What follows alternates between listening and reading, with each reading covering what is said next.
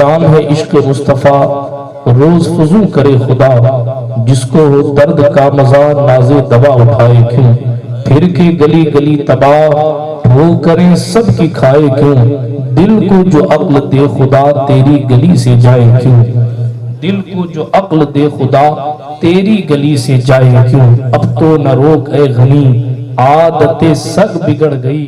مال و منال حاصل کرنے کے لیے انسان اپنے طریقے مصطفیٰ کو چھوڑ بیٹھا ہے۔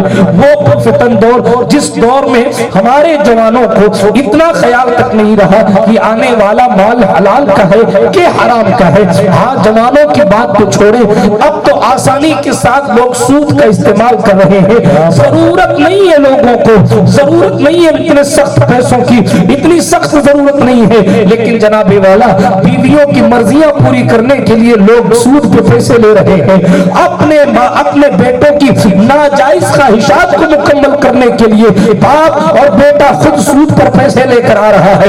حالانکہ سود کھانا تو جناب والا جان جاتے وقت بھی جائز نہیں ہے، لیکن آرام اور آسودگی کے ساتھ زندگی گزارنے والے لوگ حرام کی طرف جا رہے ہیں۔ کوئی جناب تین پتی سے پیسہ کما رہا ہے، کوئی آئی P L C C L کے سٹے سے پیسہ کما رہا ہے، کسی کا حال یہ ہے کہ وہ کہتا ہے صاحب یہ آن لائن پیمنٹ ہوتا ہے، یہ تو یوں ہی فائدے۔ میں فقط جناب بینکنگ کی بات نہیں کر رہا، بلکہ وہ کام جس سے آپ بلا وجہ شرعی آپ اس چیز کا استعمال کرتے ہیں اور اس سے حرام مال کماتے ہیں۔ بہت ساری چیزیں، بہت سارے اپلیکیشنز، بہت سارے گیمز اس دور میں ایجاد کر لیے گئے ہیں، کیونکہ کسی فقیر نے کہا تھا کہ اگر اللہ کے قریب ہونا ہے، اگر ولایت چاہیے تو پھر رزق حلال پر زور ہونا چاہیے، یعنی حلال کھانے والا ہونا چاہیے۔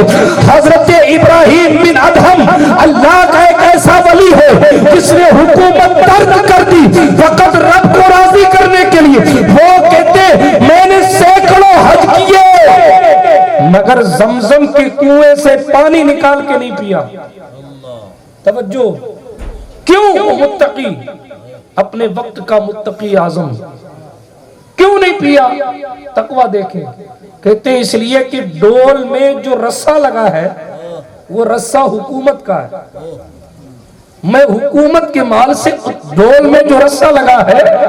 پرانے دور، اب تو زمزم جو ہے واٹر کولر میں ملتے ہیں، پہلے زمزم کا کنواں کھلا ہوا تھا، سپلائی تھوڑی دور تک لے گئے تھے اور وہاں سے لوگ جاتے حاجی اور بالٹی ڈالتے تھے اور بالٹی سے پانی نکال کر زمزم کا استعمال کیا کرتے تھے۔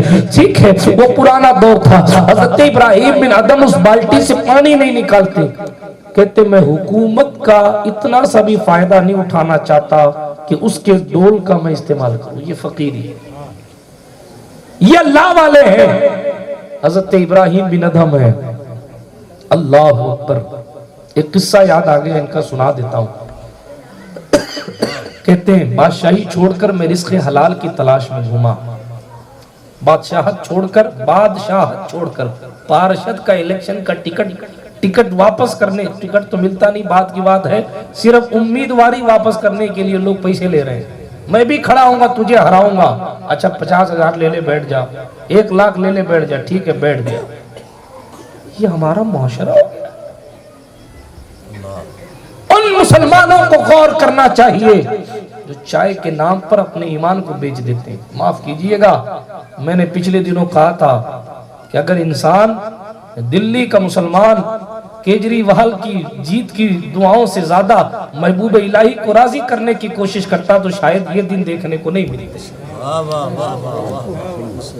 بڑا افسوس ہوتا ہے کہ ہمیں اپنے مین پوائنٹ سے بھٹکا دیا گیا۔ ہمارا مقصد تو تھا حضور کو راضی کرنا، ہم نے نیتاؤں کو راضی کیا، باباؤں کو راضی کیا، پیروں کو راضی کیا، فقیروں کو راضی کیا، بہتوں کو راضی کیا، مگر حضور کو راضی نہیں کیا۔ حضور کو راضی نہیں، حضور راضی پیسوں سے ہوتے نہیں، حضور علیہ الصلوۃ والتسلیم مال سے تو راضی ہوتے نہیں، حضور تو اپنی سنتوں پر عمل کرنے والے سے راضی ہوتے ہیں۔ حضور علیہ السلام تو اپنے دین کو بچانے اور اپنے دین کو پھیلانے والے سے راضی ہوتے ہیں۔ حضور تو ان کی شریعت پر عمل کرنے والے سے راضی ہوتے ہیں، اور عمل ہم سے ہو نہیں رہا۔ دور حاضر کا حال تو یہ ہے کہ عورتوں کا بس چلے تو وہ کہیں کوئی ایسا تعویذ دے دو جس سے واشنگ مشین بھی آٹومیٹک چل جائے، ہمیں کھٹکے بھی نہیں دبانے پڑے۔ ہنسنے کی بات نہیں، نہیں تو ڈوب مرنے کا مقام ہے، افسوس کی بات ہے۔ ہنسنے کی بات نہیں ہے نا، افسوس کی بات ہے۔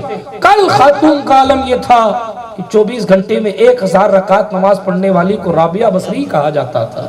کل حال یہ تھا، کل کی خواتین کا باپ نے پوچھا بیٹی راجکمار کا بھی رشتہ آیا ہے اور ایک نمازی کا بھی رشتہ آیا ہے، کون سا رشتہ قبول کرنا چاہتی؟ بیٹی نے کہا آپ میرے باپ ہیں، جو چاہیں مجھے قبول کرو۔ یہ عورتیں تھیں ایڈوانس میں جہیز کی مانگیں کرنے والی خواتین، سوچتی کہ ہماری زندگیوں سے برکتیں کیسے چلی گئی۔ شادی سے پہلے کسی اور کے ساتھ گلچھرنے اڑانے کی تصورات رکھنے والی عورتیں، وہ سوچتی ہیں کہ شادی کے بعد ہمارے رشتوں میں محبتیں کیوں نہیں ہیں۔ آپ کا دل صاف ہو تب تو محبت ہو۔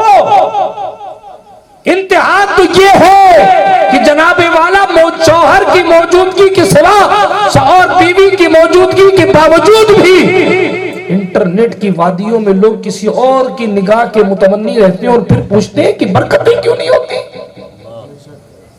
رات کی تاریکیوں میں عیاشیوں کا بازار کرنے والے نوجوان یہ سوچتے ہیں کہ پیر صاحب کا پاؤں چوم لینے سے میرے سارے گناہ معاف ہو جائیں گے۔ کوئی دوسرا مذہب ہے کہ گنگا نہاؤ پاپ ہو جائے گا صاحب؟ کس شریعت مطہرہ پر آپ عمل کر رہے ہیں؟ کون سے اسلام کو فالو کرنے کی کوشش کر رہے ہیں؟ اس اسلام کی ریئلٹی تو یہ ہے کہ یہاں کسی اور کی بیٹی کو دیکھنا بھی حرام کہا گیا ہے۔ اس اسلام کے قانون تو یہ ہے کہ یہاں خالہ کی بیٹی کے سامنے بھی نگاہ جھکا لینے کا آرڈر دیا گیا ہے۔ اس اسلام کے قانون تو یہ ہے کہ یہاں عورتوں سے قرآن سننے کی اجازت نہیں ہے، قوالیاں سننے کی اجازت کہاں سے؟ رونے کا مقام ہے۔ ہم کہاں سے کہاں چلے آئے؟ مسلمانوں کا حال کیا تھا؟ مسلمانوں کی شان کیا تھی؟ غریب نواز سرکار کی زندگی میں ہندو مسلم ہر مذہب کا آدمی غریب نواز کے پاس بیٹھا رہتا۔ میں بڑی ذمہ داری کے ساتھ کہہ رہا ہوں، کتاب میں حوالے الحمدللہ دکھا دوں گا۔ ایسا نہیں ہے کہ غریب نواز کے انتقال کے بعد ہی غیر مسلم وہاں جانے لگے، ایسا نہیں ہے۔ ایسا نہیں ہے کہ غریب نواز کی دفن ہونے کے بعد ہی دوسرے مذہب کے لوگ غریب نواز کو سلام کرنے لگے، نہیں۔ میرے خواجہ ہند کا اخلاق ہی کچھ ایسا تھا کہ کبھی کچھ کو بھگایا ہی نہیں، چاہے رام لال آیا تو اس کو بھی بٹھا لیا، غلام مصطفیٰ آیا تو اس کو بھی بٹھا لیا۔ ایسے حالات ہیں اور سننے کو تیار نہیں ہے مولوی کی باتیں۔ دو چار جملے مولوی صاحب سخت کہتے ہیں تو اپنا رشتہ باندھ لینا، اپنا ڈبہ پیک کر لینا، کسی اور مسجد میں چلے جانا۔ کب تک یہ چلے گا؟ کب تک بیان کرنے والوں پر آپ پابندی لگائیں گے؟